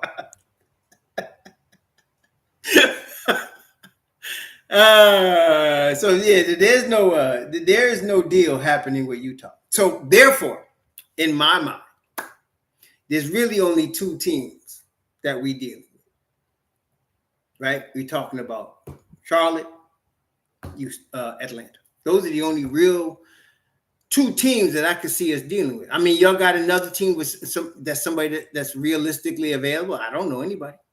I'm thinking, didn't nobody nobody got Kessler. Utah got Kessler. I don't know what's going on, man. They got. I'm looking, and Sam Hauser got an extension. DJ Stewart 2-day contract. I ain't seen nothing about no Kessler. So y'all need to stop spreading rumors about BS, man. Ain't no deal done. Somebody came here talking about Ainge got fired. What the hell, man? What y'all do stuff like that? Someone that don't do that. Don't start that crap, man. Don't play into that with false information. Somebody said, "Oh, Tyler Kohler can't be traded. He can't include him in the deal." I said, before you start disseminating false information, please look it up. Tyler Kohler can be traded after August 6th, which is in a little over 2 weeks. Oh, I like beef stew, but the problem with beef stew, Malik, I love beef stew, but beef stew and Precious are like redundant. They're the same. To me, they're the same player, and neither of them are Thibs' version of a 5. Now, some of y'all mentioned Jalen Duren. He is Thibs' version of 5, but Detroit, to me, that's Detroit's future cornerstone at the 5. Why would they trade him? That's the guy that's going to, they set him up with Cade to be the future. But I like beef stew, though. I like beef stew and I like Precious. Both of them bookends, man. Oh, that's a good question, Jabroni. See who plays more games. Let me put it this way. If they're both starting, OG. If Mitch is coming off the bench, Mitch. I'll put it that way, Jabroni Z. If Mitch is coming off the bench with the second unit, he'll play more games than OG does. If Mitch is starting, OG's going to play more games. That's what I say. That's what I would say. So if you're bringing Mitch in there with the second unit, I think Mitch will get 72 games, at least on the second unit, if you're playing with the second unit. But OG's good for, I say, a high of 70. And I'm giving it, I don't know. I say if OG gets to 65 games with his contract, that would be tremendous. And I don't want him missing the playoffs. So OG is a 60 game a year dude. Okay. And let me tell you this, how many back-to-backs are they? I would doubt OG's going to be playing back-to-backs. Y'all hearing me? So if they're going to save him during back-to-backs, unless he says he wants to play, I don't think Thibs will put him in back-to-back. He when he came back from his injury, he wasn't going to play him back-to-back. If he takes Moss every day. Wait, what'd you say? Let me read this. I see the heart, so I can't see what Diamond said. Hang on, man. I want to see what Diamond said, man. If you take Seamus, I thought you said that. If you take Irish Moss every day, ooh, he'd have more than one child too. If he took Irish Moss every day, he would have more than one child. Mitch would be having babies.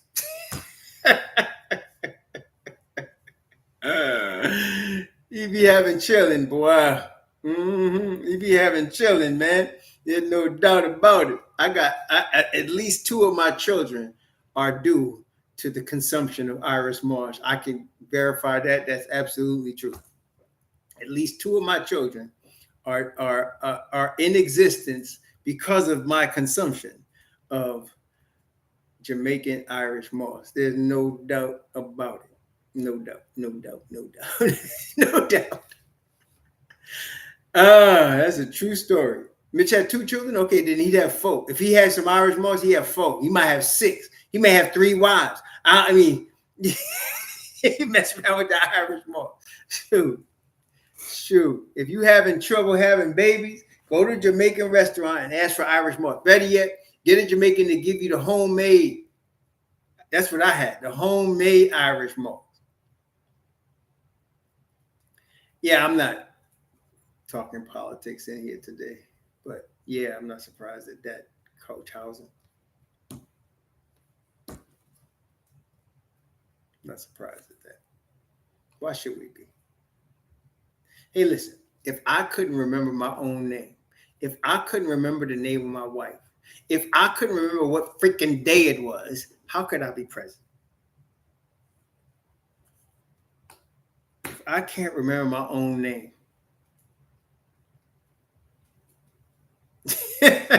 Thank you, Michael Drake. Yes. I think, though, Michael Drake, if they get a guy like a Clint Capella or a Nick Richards to be the starting center, Mitchell plays 72 games. I'm telling you, Mitchell plays 72 games. He will. If you get one of those cats to be your starting center, Mitchell Rob can play 72 games. He really could. Did y'all see him working out on Instagram the other day? I saw it on Twitter. They showed him working out. Dude looked pretty good, man. I was like, he looked like he ready to get in shape, man. Yeah, it's a lie. So he looked like he ready to get in shape. Everybody wanted that response.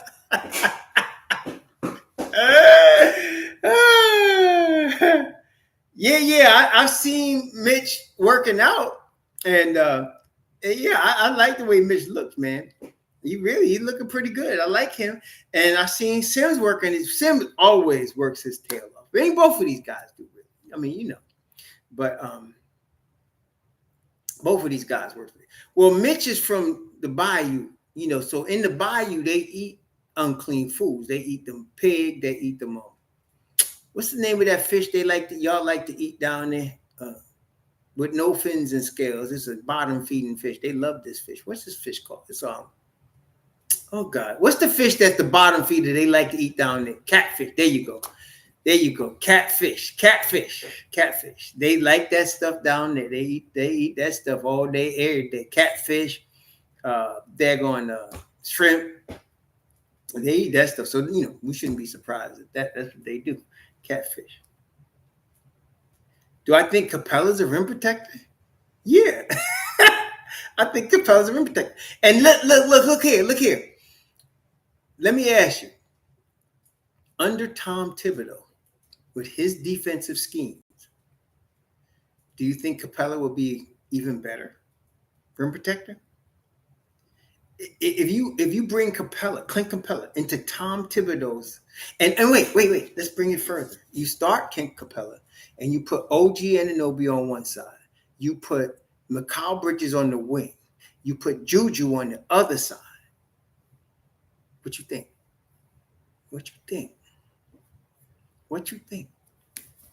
I think we got something there. This is a guy, like I said, that has once led the NBA in rebounding. Not second, not third. He led the NBA in rebounding in 2021. Yes, he did. Yeah. So, but one thing about Mitchell Robinson that I like, he's his own man. Like, he don't make no bones about what he thinks, what he feels. I like Mitch Rob because Mitch Rob is just Mitch Rob. That's who he is, man. You know, crawfish, catfish eating country boy in the daggone pickup truck. That's Mitchell Robinson. You know, whatever. You know, he he is what he is. And he's the longest tenured Knick. He's been here longer than anybody. So there you go, man. Mitch Rob is Mitch Rob. He is what he is. What I like about Mitchell Robinson, he's genuine. He ain't fronting, right? Mitchell Robinson ain't fronting. He's genuine. Yeah, if you Google Randall's extension eligibility, it's 4 years, $181 million.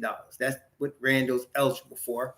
He's eligible for 4 years, $181 million, and he's eligible to sign it in early August. He's already stated he won't sign it in early August, so you don't have to worry about that. But he's not being traded.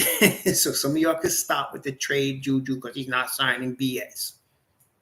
Who is it that can y'all tell me who puts out this bull crap about trading Mitchell Robinson because he's not signing or trading or Kolek being in the rotation? Can y'all tell me, because y'all need to make note of who puts this BS out and stop listening to them. I mean, really, who puts out this BS? That the Knicks are trading Duce McBride to put Kolek into the rotation. Can you please tell me who's doing that? Because that's some bull crap, man. Y'all need to stop listening to them. For real. Y'all need to stop listening to them. Them people ain't telling you nothing true. Nothing. Nothing.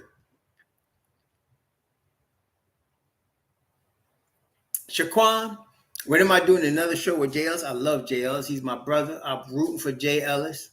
but I'm not going on his show anytime soon. I can tell you that right now. I'm not going on his show. Jay Ellis is my homie. I love Jay Ellis. And I love Ryan G. That's my boy, Ryan G. Like both of them. But I ain't going to be on that show anytime soon. I'll tell you that right now. Really and truly, though, the reason that's most of the time I'm not on other people's shows, y'all don't know, man. Some of y'all still don't understand. I'm an old Negro. I'm an old Hebrew. I ain't no young dude. I ain't got time to be hanging out and do shows till like 10 o'clock at night. Y'all see I be doing my show early. You know what? For me, when y'all hitting midnight, for me, 9 o'clock is midnight. You understand? 9 o'clock is midnight for me. Yeah. I ain't going to be out hanging out with nobody. I like these guys, but you ain't going to be seeing me on their show unless they take that mess early. On top of that, I'm working during the week. I got things to do, man. So, and then, of course, there's the real reason for this whole channel is the Bible studies, which I do that too. So I ain't got time, man. It's like I would like to. I've had people ask me, can you come on this show? I'll be telling them I can't. And when it's like a day like today, so now it's 2:30 Eastern time. I'm about to come off of here. No, maybe another few minutes, I'll be out of here too, man. So, yeah, that's what I'm saying. So I ain't got energy or time. I got things to do. I got 2 years before I can retire. 2 years before I can retire. 2 years. And so I'm trying to grind for these 2 years so that I can retire. Now, then I could do stuff like that. Then I won't have to worry about working. I could do stuff like that. But for now, I got 2 years I got to grind, man, before I can retire. And then once I do that, time might be a little free. Yeah. But for now, shoot, man, I ain't got time. Now, Michael Everhart, Robert Williams. Now, let me tell you something. Robert Williams, I think Texas Tech. I like Robert Williams. I liked him coming out of college. He's only about 6'9", but he's a rim protector. Robert Williams is a true rim protector. He has been hurt a lot. I would love Robert Williams if Mitchell Robinson, if you could guarantee me that Robert Williams can start 30 games. I would love to have him because I really like his game defensively. I really like Robert Williams III. But he is really a guy that's hurt a lot. When you look, I've looked at his numbers. When you look at his plus minus numbers, when he was with Boston, he's always, every lineup he's in is plus, man. He's one of them type of dudes. He really does help the team win. He Thibodeau style defender, but he's just hurt a lot. That's the problem I have with Robert Williams. He's just hurt a lot. And I don't have no idea why anybody is mentioning Davis Bertans. Why are you even mentioning him? Do you realize he plays zero defense? Like his knees are like Joe Namath's knees. Do you know that before you mention it, Davis? Or did you just look at stats that he shot a few for 3-point? What the hell? Where's he gonna play at? Davis Bertans. What the hell? He got knees like, you know who Joe Namath was? He got knees like Joe Namath. That's how his knees are. You can't even bend over, much less play some defense some damn way. Come on, baby. Put him with who? Oh my God. Please, come on, man. Stop. See, at least with Bodega can move a little bit. He's just slow-footed, but he can move when he was 6'7". Davis Bertans can just stand and shoot. That's all he could do. Reggie Bullock would be better than him. And I ain't taking Reggie Bullock. Reggie Bullock would be better than him. What the hell? Davis Bertans, you got to be kidding me. That was like 5 years ago. You might have been looking at him 5 years ago. And even then, the defense was, And now he can't even, that dude can barely walk, much less run and play defense. What the hell, man? Forget Davis Bertans. Oh, gosh, man. Come on, baby. Let's get real here. Yeah. They need something to write, McGalpy. They definitely write. They need something to write. Man. There's just too much time on their hands. Davis Bertans. Oh my God, man. No. He wouldn't even. I would listen here. Let me just say this to you. Jacob Toppin is better than Dollars Pretends.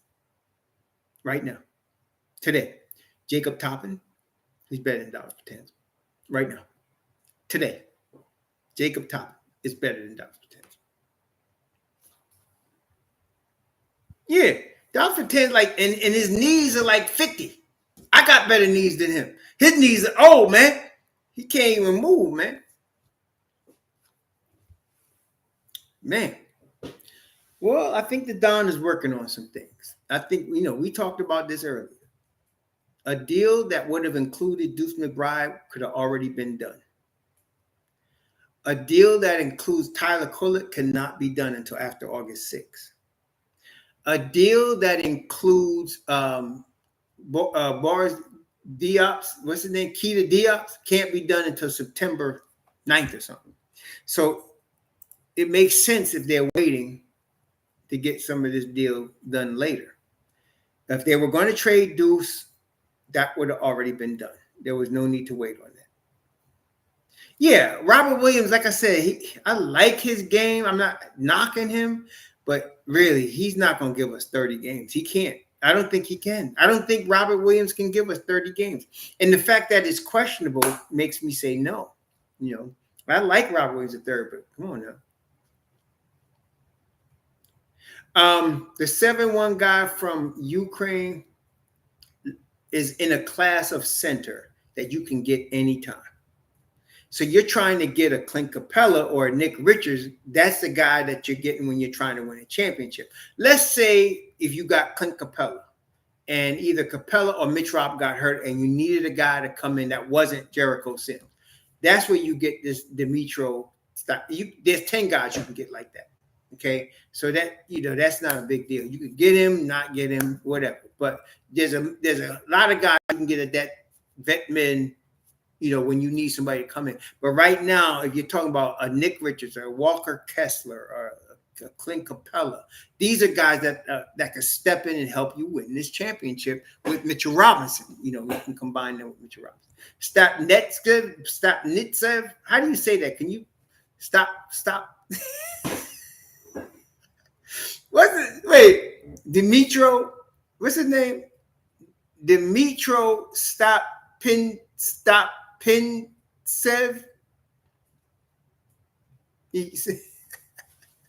Dimitro Stapintsev. Thank you, speak.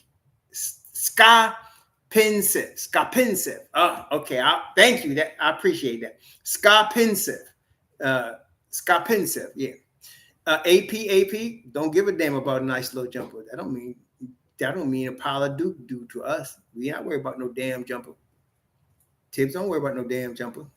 What we need from a center, we need a mofo that's gonna guard that damn rim. That's what we need. Somebody's gonna guard that rim. Michael Everhart, the Knicks are not interested in him. They would be keeping Precious if they were going after Beef Stew. It's redundant. Yeah. Scap. Thank you, Winston Jones. That's a good Scap. Thank you, Winston Jones. That's a lifesaver right there. Scap. I was saying DS, but Scap, right? Scap. That's a guy, if you were going to trade Jericho Sims, put Scap in his place. That's what I'm saying, right? If Jericho Sims is included, as I mentioned in a deal for Capella, put Scap in. There you go. Isaiah Stewart is just like Precious to me, though. If they were going to get Isaiah Stewart, they would keep Precious. This is redundant. They're pretty much the same player. Scap is 28. If he was really good, he wouldn't be trying to make the team from the Summer League. He's all right. Let's not get carried away. Scap ain't no little boy. Is he 26, 28? How old is that boy? Scap. How old is he? You're tripping about Scap. How old is he? He's like 20. Is he at least 26? He might be 26, 28. So, yeah, let's not go crazy. 20. Nah, he ain't no damn 25. Let me see. Wait, some of y'all tripping. Hey, he ain't no damn 25. Now, come on, baby. Let me get. Now you're gonna call me. Look it up. Hang on. How you spell his damn name? Dimitro Scap. I'm gonna go with Scap and leave it like that. This dude is 26 years old, born May 12th, 1998. He's 26 years old, May 12th, 1998. So if he was really good, he wouldn't be trying to make the team from the G. Okay. Now, I'm not saying he's a scrub. Like I said, if you was trading Jericho Sims to get Clint Capella, you could bring Scap in there and not be the third string guy. You could do that. If you're playing him heavy minutes, that means you're in big trouble. Yeah. Vucevic plays D. What D he play? Who are you talking about? Vucevic? You're not talking about Nikola Vucevic from Chicago. You're not mentioning him with defense, are you? Are you serious? Come on. Do you all watch the league or don't you? Vucevic don't play no damn defense. Oh, come on, y'all.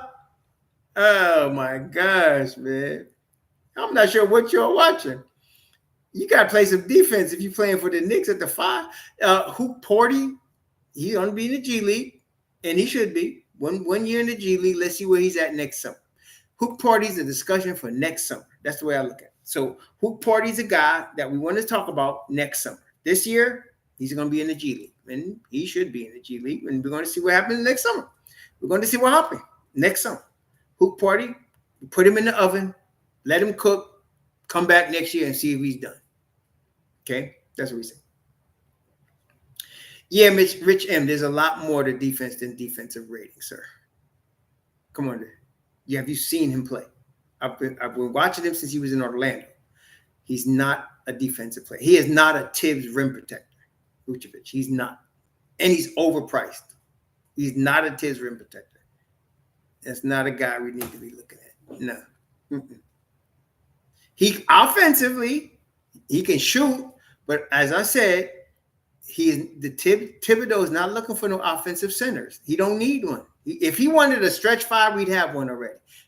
That's not Thibs' style. Stretch 5, and that was part of the reason I'm not on your boy Jay Ellis. This fool was trying to argue with me. We need to trade Mitch for a stretch 5, and I was trying to tell him this is Tom Thibodeau. This is the league. He ain't looking for no damn stretch 5. Oh yes, he is. I was like, okay, I'm trying to tell you. Okay, so if Thibs wanted a stretch 5, they'd have one, but he don't want one. That's not his game. He needs a Mitch Rob. You see the other day, right? Did y'all see I saw it on Twitter. Mitch Rob saying, "I told you bitches I could shoot." Y'all see that? Did y'all see that? He was shooting 3, saying, "I told you bitches I could shoot." So then, did y'all see that? And so you say, well, why isn't he shooting, right? Because Thibs does not need him to be a stretch 5. He needs him to guard that freaking rim and play defense and get me some offensive rebounds. That's what he needs. Right. And that's Hartenstein too. Hartenstein said, well, now I got the chance to shoot 3s in Oklahoma City. Okay. But Thibs' game is not predicated on a stretch big. He don't need that. He needs his big to use all his energy to guard the rim and get some offensive rebounds. That's what I'm saying. That ain't Thibs' style. So if the Knicks were really interested in the stretch 5, they could have had one, but that's not the case. Now, Vucevic, he's a stretch 5. Vucevic is a stretch 5, but he is not a rim protector. He is not an offensive rebounder. Not what Thibs needs. Mm-mm. Yeah, I like Nick Richards too. I do. But I told y'all earlier this year, if the Knicks were going to draft a 5, I told y'all, right? Khalil Ware is the dude. Y'all see him doing work. Y'all tripping on Tyler Coley. But Khalil Ware is down there in Miami, man. They're gone, baby. And they got it good because they got Bam as the starter. They could bring Ware in off the bench for the next couple of years while he learns the NBA. I like Ware, man. I told y'all I like that boy. And yeah. Derek Lively, yep. Well, that's a good question, Coach House. Why Miami? I don't know. I can't see them moving Bam out of Bayou. Not right now. Okay, but I don't know. I don't know what's going on in Miami. Yeah, he does, Grimby. He does have a Tyson Chandler game. I agree with you. But I think he shoots the 3 better than right? Would you say? I say Ware has a better shooting. He could shoot better than Chandler ever could. You know, Chandler was a rim protector, but Ware could shoot the three a little bit. Yeah, very skilled. I like the boy. Yeah, 3 years, 166. So I don't know. I don't know what they was thinking. I know Bam. I can't picture Bam as a power forward. You know, I don't know. I don't know what they're doing, but they got problems we ain't got. We just need us a backup five. Whether it's going to be Mitchell Robinson and they get Clint Capella or somebody else, we need a backup five. Okay. Right. That's what I'm saying, Michael. If the Knicks were interested in a stretch five, they could have had one. There's several opportunities over the last 6 years to have gotten a stretch five. They would have, if they were really focused on getting one, they could have had one. But that's not what they're looking for. That people don't understand that. People don't understand. They think, well, the Knicks just need a stretch five. They ain't like they looking high and low to find a stretch five. That's not what they need. They want a rim protecting five. Why do you think they ain't signed Precious yet? They want a rim protecting five. Okay. Yeah, and that's what I'm saying too, Ace. Bam Adebayo ain't going nowhere. So I'm not sure why they got Khalil Ware, because he's a five. He's not unless Miami feels Khalil Ware can become a four. And I think he has the ability to do that. I mean, Khalil Ware is very good, man. I was just worried about his attitude, but apparently he has a good attitude. Woodson has a way of helping guys mature. He did the same thing with when he was in New York with a couple of guys. He has a way of getting to players, man. He has the touch, and so he helped Khalil Ware. He really did. So Khalil Ware, J.R. Smith. That's right, Coach. I did with J.R. Smith. He has a way of getting ready, get guys mentally ready. J.R. Smith and what was the other guy? Shep. You know, Shep. What's the guy's name? Damn. Imam Shepard. Imam. He helped Imam also. That's what I'm saying. He has a way of getting to guys, man. And so he helped Ware too. You know, thanks, Desmond. He helped Ware too. So Shumpert, right? Shumpert. Iman Shumpert. Yeah, thank you. He helped Shumpert. He had Shumpert as a rookie. He helped Shumpert. He helped J.R. Smith. And now his latest project is Khalil Ware. He has really helped Khalil Ware become a guy with a really good attitude, man. Yeah, so maybe Miami feels like Ware can become a power forward. Because right now, Miami really doesn't have a legit power forward. I mean, they were paying Kevin Love, and he can't do that no more. He's back up five. They really don't have a legit power forward. So if they wanted to play Ware at the four, they could probably do that. They got a legit five in Bam. And even though Bam is 6'9", I can't see Bam. I don't know. Maybe he could play power forward. I don't know. I don't know what Miami's doing, but whatever. They drafted Khalil Ware, and Khalil Ware is tearing up the summer league right now. He's just tearing it up. So he's just tearing it up. You know who else is playing good in the summer league? The two guys I liked. Y'all see Osu Ighodaro playing Phoenix and Ryan Dunn? Ighodaro was playing just what I thought he would do, man. Yeah, they playing good ball in the summer league. But is Jaquez is a three though, right? Like he's not a legit four. He's like a three, right? Jaquez. They play him at the four, but I think he's he's like a three, really. So I could see them trying to make Ware a four. Yeah, that's right, Speak. He does play both of those. But and he's obviously going to play a big role for them going forward. But Hakeem, yeah.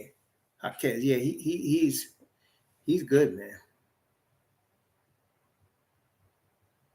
Yeah. Done. But I could see why Phoenix. See, when Phoenix is going by that old school, and it's old school now, big three concept, where you're playing three guys like 80% of your cap, right? Because we know that they're playing Kevin Durant, Bradley Beal, and Booker. Most of their team salaries goes to these three guys. So the rest of the guys are going to be journeymen guys that are looking for a chip or rookies. That's how they got to do it. They got no chance. That's why they're not winning no championship. That formula is played out. I've been telling you, that formula is played out. That big three formula is played out, man. It's played out. Okay, so so that's why Dunn and Osu Iguodala are going to get minutes this year. They got to play the rookies because they can only afford guys in that price range. Yeah. AP, they're not trading Randall. Don't listen to who is it? All NBA team. Who is it? Scotto, whoever the hell. Don't listen to them. Don't take them seriously. These are clowns that are trying to get clicks. The Knicks are not trading Julius Randle. Not never, but I'm saying this season, it's not happening. Not this season. They're trying to win this championship, man. And if the Knicks actually even get to the finals, forget winning. If they get to the finals this year, everybody's coming back. I told you if they get to the ACF this year, everybody's coming back. And everybody is, except they got back McCall. That's it. They added McCall to it. But if they get to the finals, everybody's coming back. Yeah, and Dolan loves Juju. Juju ain't going nowhere. Yeah, Juju ain't going nowhere. So the Knicks are bringing back their team. I just want to see who they getting for this backup center. That's the big thing right now. And I got to believe it's not our boy Precious, because that could have been done already. They're going to sign and trade him. He's going to get more money in the sign and trade, so he's going to be with it. It's just a question of where they signing and trading him. I'm just wondering where that is. Juju look good, though. That dude looked like he looked like a Hebrew god, don't he? When you seen him working out, that boy looked rough, man, with his little boy out there. Juju looked good, man. I was like, Juju going to come prepared this year. We gonna be good this year, baby. I'm looking forward to seeing the Knicks this year. I can't wait till September comes. Let's get this done. Yeah. I think the sign and trade Precious gonna get paid, and they're gonna get a backup center. And the only place I'm looking at is Atlanta. Really, for some reason, I was thinking Nick Richards, but I thought like if they were gonna get that done, it would have been done already. By the way, did Nick Richards sign an extension of some sort? Because I'm wondering what is going on. Like, why isn't that done? Like Nick Richards, what is going on? Let me look up Charlotte. Did Nick Richards sign an extension of some sort? Because I'm wondering why they didn't trade him. Let me see what they got.